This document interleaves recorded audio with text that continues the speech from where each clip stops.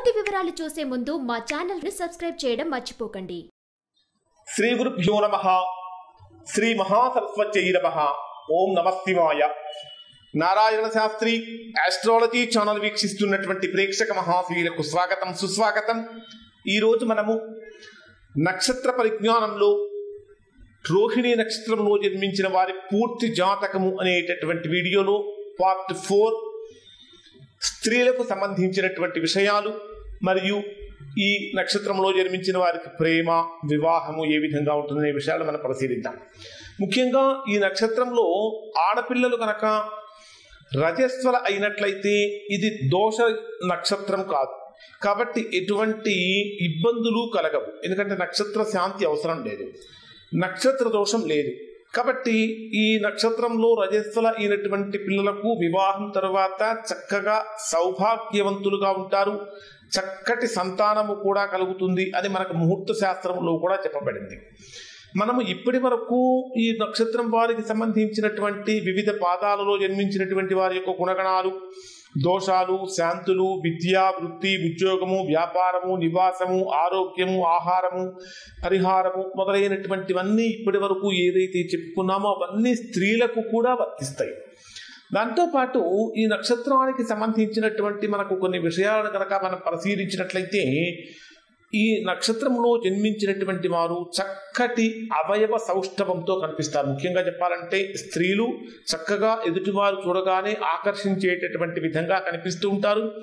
చంద్రునికి ఈ రాశి ఉచ్చస్థానం కావడంతో ఎంత సాధారణంగా ఉన్నా, అసలు వీడు రెడీ అవ్వకపోయినా కూడా చాలా చక్కగా ఆకర్షణీయంగా కనిపిస్తూ ఉంటారు.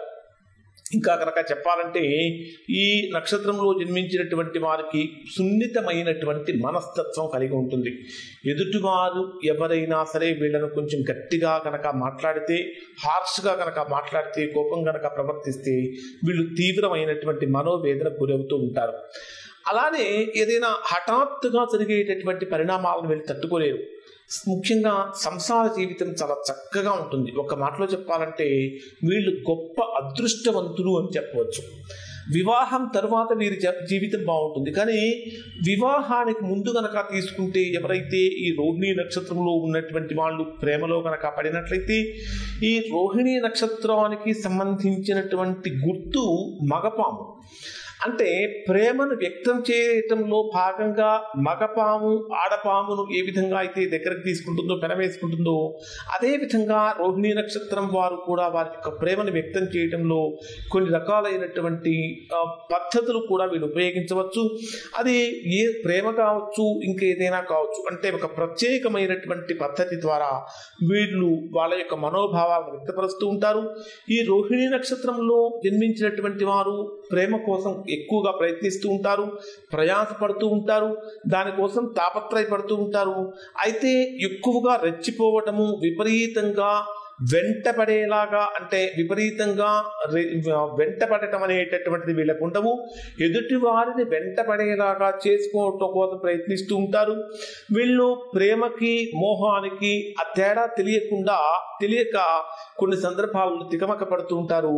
ముఖ్యంగా చెప్పాలంటే రోహిణి నక్షత్రంలో జన్మించినటువంటి వారు ఎవరినైనా బాగా అర్థం చేసుకుంటారు. కానీ వీళ్లను అర్థం చేసుకోవటం మాత్రం అంత సులభమైనటువంటి విషయం కాదు. ఎవరినైనా అర్థం చేసుకుంటారు కానీ ఎవ్వరికీ కూడా కట్టుబడి ఉండరు. ఎప్పుడూ కూడా కొత్తదనం వైపు మొగ్గు చూపుతూ ఉంటారు. నూతన విషయాలంటే వీరికి ఎక్కువ ఆసక్తి కలుగుతూ ఉంటుంది. ఒక్కొక్కసారి చేసేటటువంటి ప్రయత్నంలో ముందు వెనుకలు చూసుకోకుండా మోసపోవటం కూడా జరుగుతూ ఉంటుంది.